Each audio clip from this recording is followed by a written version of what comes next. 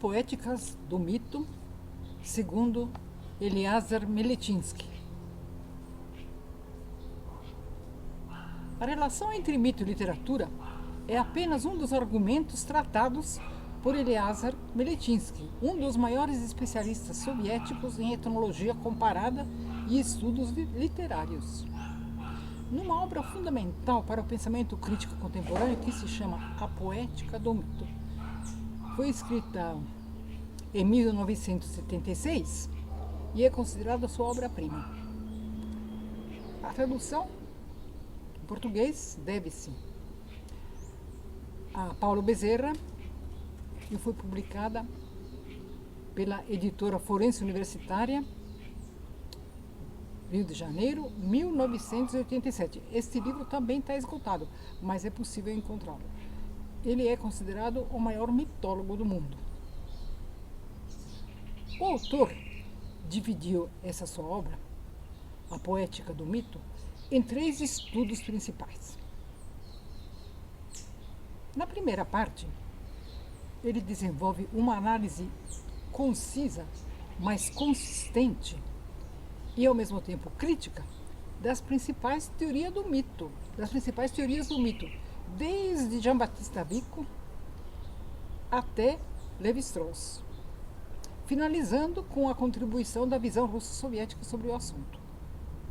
Na segunda parte, ele empreende uma vasta pesquisa sobre a mitologia clássica dos diferentes povos e seu reflexo no folclore narrativo das respectivas culturas, entre as quais estão algumas fundamentais para a cultura brasileira, como iorubás, fons, dalmeanos, dando ênfase à função complexa do duplo, que é uma das suas contribuições mais argutas.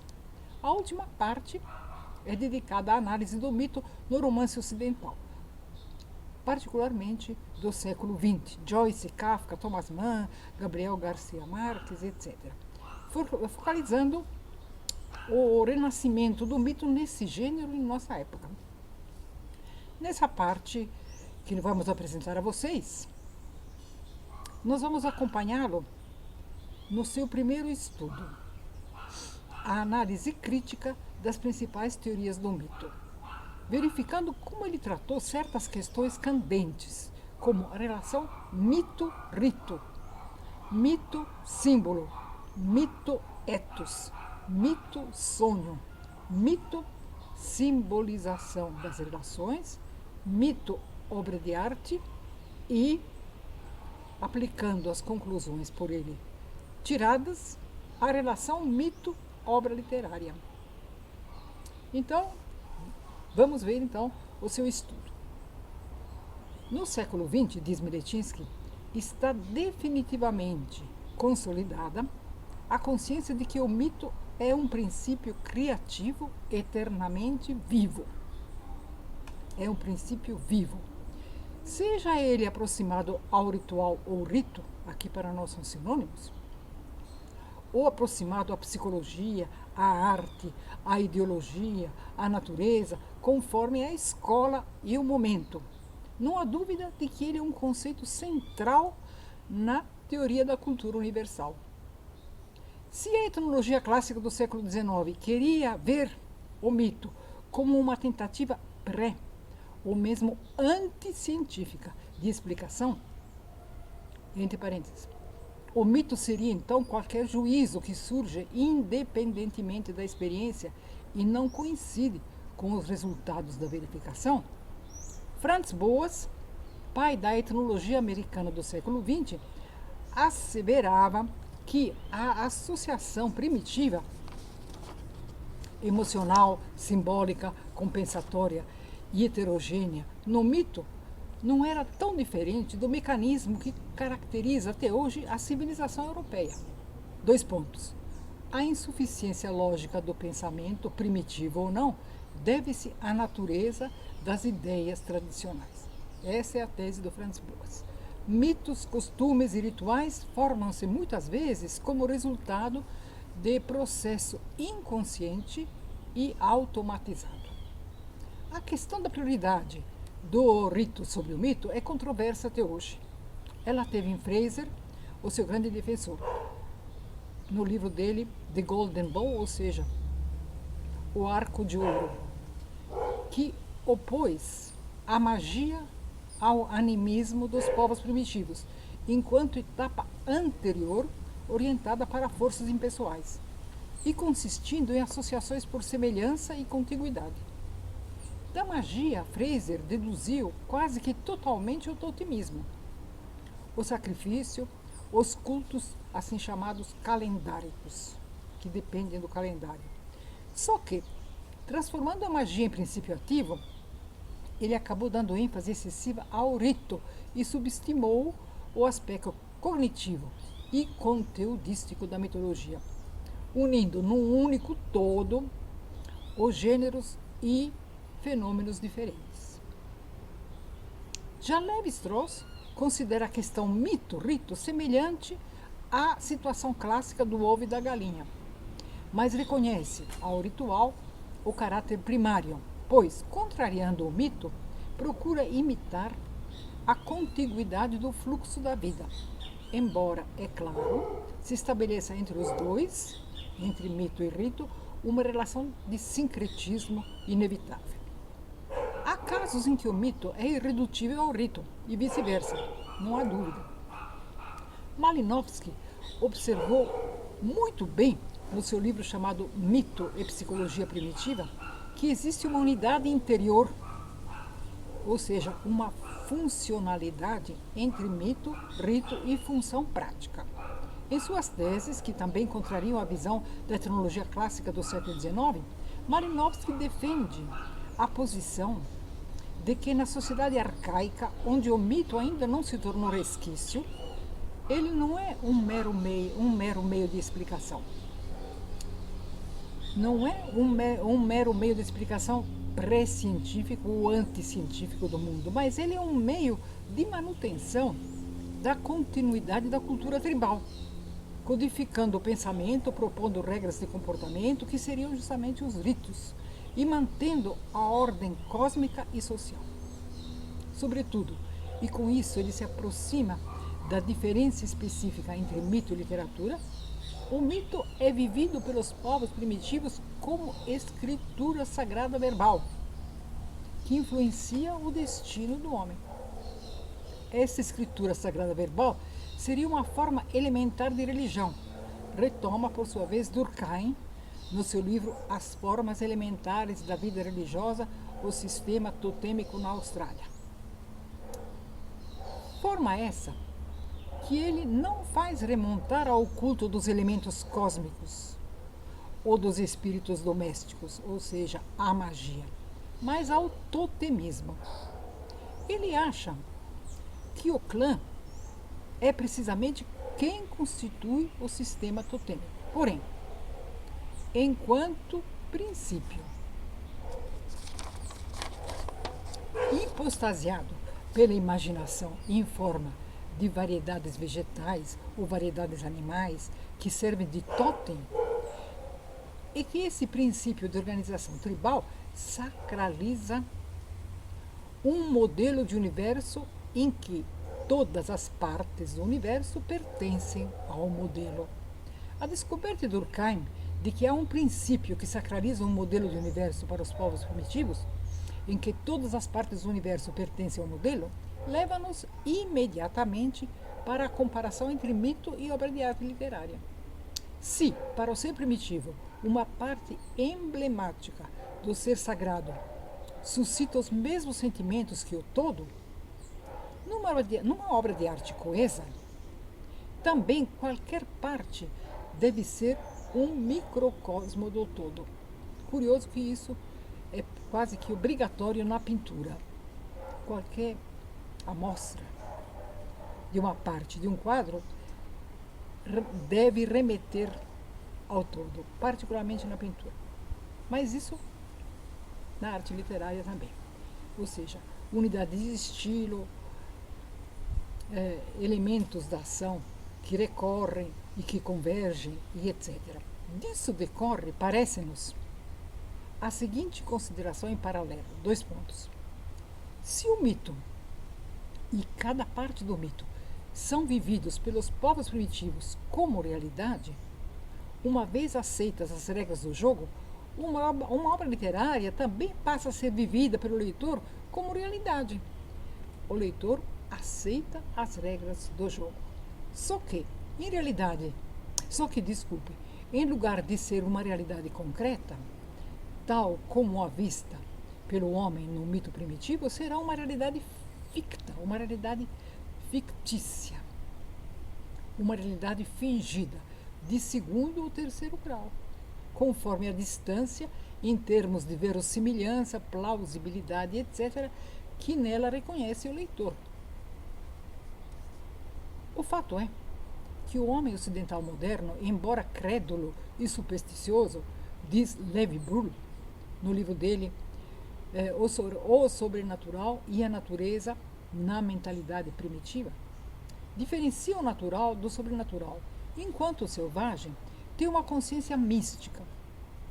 O selvagem crê no mito enquanto objeto de fé, e seu pensamento é impermeável à experiência, na medida em que, no mito, focaliza os elementos místicos. Só mais tarde, e não por Levi Brühl, será reconhecido o sentido intelectual das operações mentais mitológicas e os seus resultados cognitivos práticos. Além do sentido místico, existe um sentido intelectual. E não apenas isso. Uma das contribuições mais importantes dadas por Cassirer em seu livro A Filosofia das Formas Simbólicas e Ensaios sobre o Homem, consiste em ter caracterizado como simbólica a atividade espiritual do homem, a criação mítica sendo apenas a forma mais antiga dessa atividade. A mitologia é, para Cassirer, uma modalidade cultural autônoma, marcada por uma maneira específica de objetivação simbólica dos dados sensoriais. Daí a necessidade de se analisarem as formas e as funções da fantasia popular, ressaltando, sem confundir, o paralelismo que pode ser traçado com outras modalidades da vida cultural. O fato de a objetividade do mito depender não do objeto, mas da maneira de objetivação, confere uma importância toda particular à questão da relação. Uma vez que cada semelhança, contiguidade ou contato se transforma em relação causal, onde as causas aparecem com bastante facilidade, não são características do mito as mudanças que pressupõem a existência de uma lei universal, mas as metamorfoses no sentido de Ovídio, que representam o resumo de um acontecimento individual fortuito, de um ato livre, arbitrário,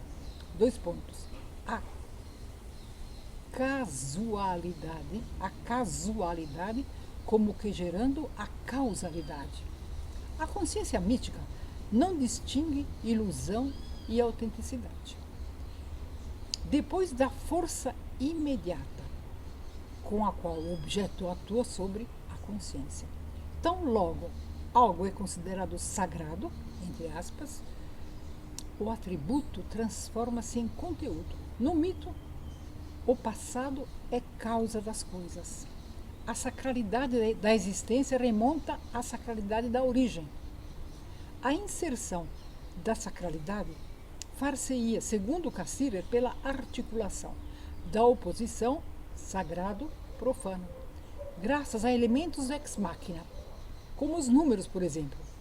Muito bem, mas quem decide se algo é profano ou sagrado? Quem é o sujeito da consciência mítica?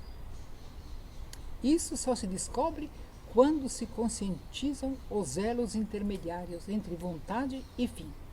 Exteriormente, a consciência puramente humana, primeiramente das elites, evolui lentamente e se dá a conhecer enquanto sujeito da consciência mítica, na humanização dos deuses e na divinização dos heróis. Interiormente, seria necessário penetrar nos limites da realidade não mítica, para saber onde estão as raízes essenciais das imagens míticas, como, eventualmente, sonhos, cadeias associativas e etc.